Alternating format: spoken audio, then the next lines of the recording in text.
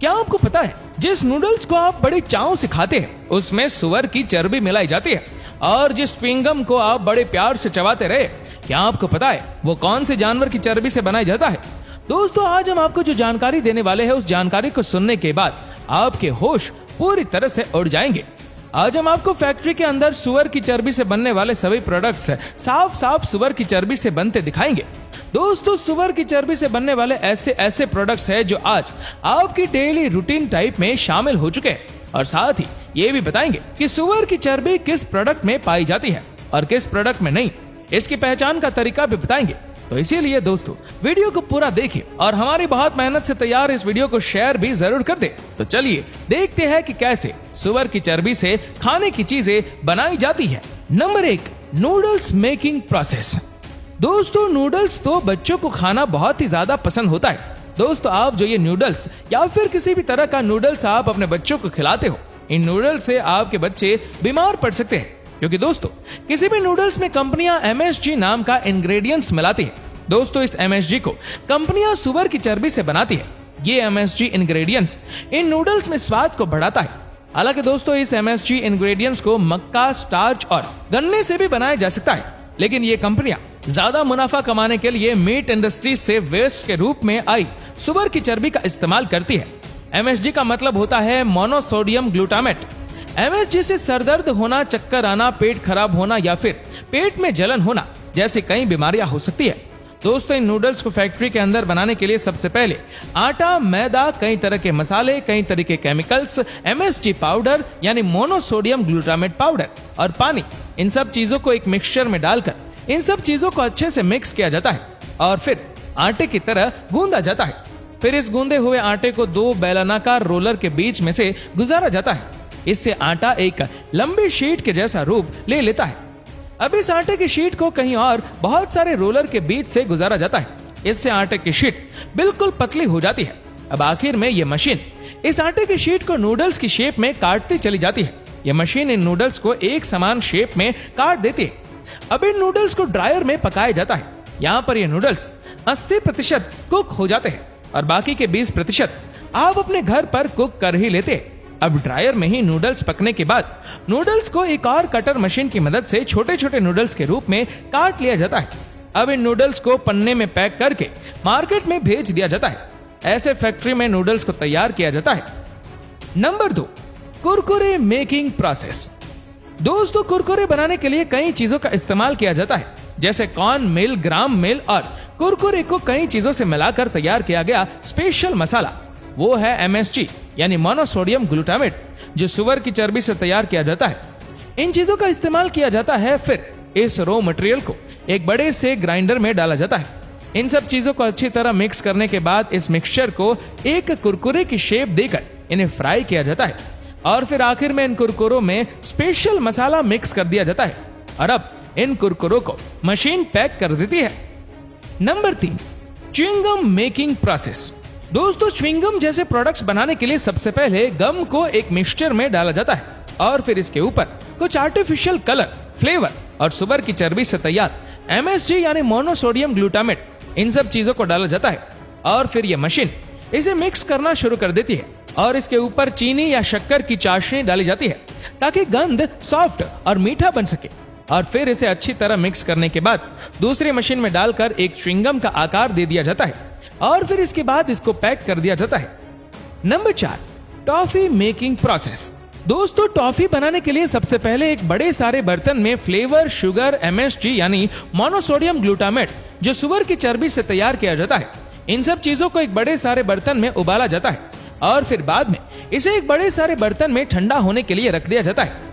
ठंडा होने के बाद इस मिक्सचर को मशीन में डाल दिया जाता है और फिर यह मशीन इस मिक्सचर को खींचकर एक टॉफी का आकार देकर फटाफट तेजी से टॉफियों को पैक करके बाहर एक कैरेट में डालती रहती है। Number 5, chocolate making process. दोस्तों, आप जो चॉकलेट अपने बच्चों को खिलाते हो, क्या आपको पता है वो चॉकलेट कैसे बनती है? दोस्तों, आपको जरूर पता होना चाहिए कि यह चॉकलेट कैसे बनती है। दोस्तों, चॉकलेट बनाने के लिए सबसे पहले कोकोआ को तोड़कर फैक्ट्री के अंदर लाया जाता है। फिर इसके अंदर से कोकोआ के बीजों को निकाला जाता है। फिर इन कोकोआ बीज को धूप में सुखाया जाता है। फिर इन बीजों को भूना जाता है। इससे इनके अंदर फ्लेवर आता है। फिर इन बीजों को पीस कर इनका पाउडर बनाया जाता है और इस पाउडर को चॉकलेट चिप्स का आकार दिया जाता है। फिर इन चिप्स को पैकेट में भरकर इन्हें अलग अलग कंट्रीज में भेजा जाता है।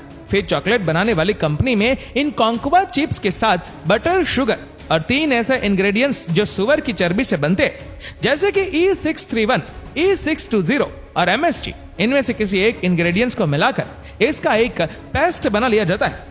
इस पेस्ट को 3 मशीन के जरिए पास किया जाता है ताकि चॉकलेट को इसका स्मूथ टेक्सचर मिले। फिर इस लिक्विड चॉकलेट पेस्ट को चॉकलेट के मोल्ड्स में डालकर इन चॉकलेट को फ्रीजर में रख दिया जाता है। फिर जब चॉकलेट बनकर तैयार हो जाती है तो इन चॉकलेट को चॉकलेट मोल्ड्स के अंदर से निकाल लिया जाता है और फिर इन चॉकलेट को आगे पैकिंग के लिए भेज दिया जाता है।